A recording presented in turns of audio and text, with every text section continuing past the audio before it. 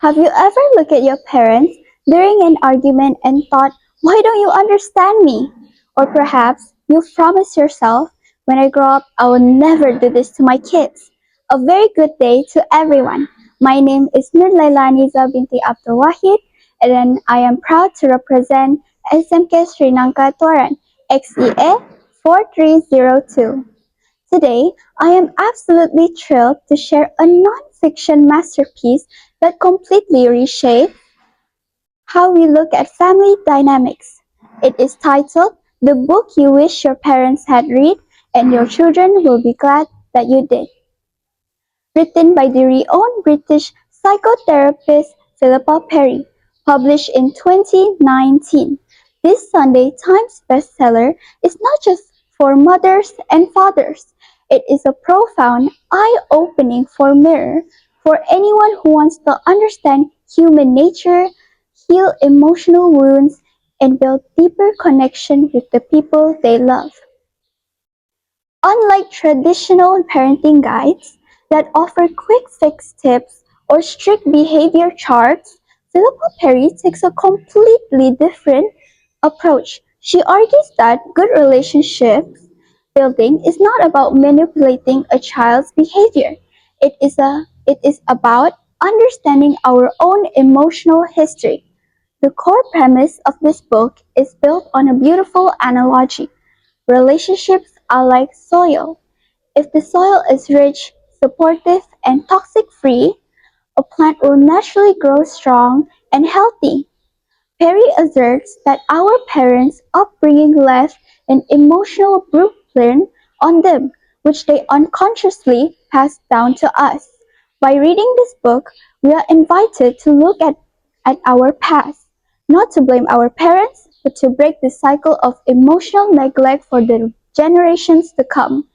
Through her years of clinical practice, Perry breaks her philosophy down into three life changing pillars that every teenager and parent should know.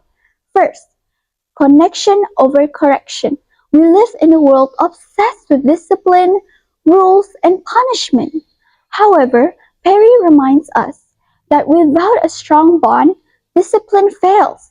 We must prioritize listening and connecting before trying to correct a behavior. Second, all behavior is communication.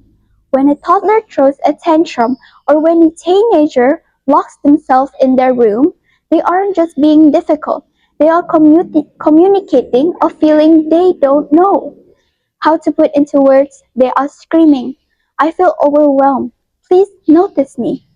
Third, feeling validation. How many times have we been told, don't cry, it's not a big deal? Harry emphasizes that all feelings are valid, even the negative ones.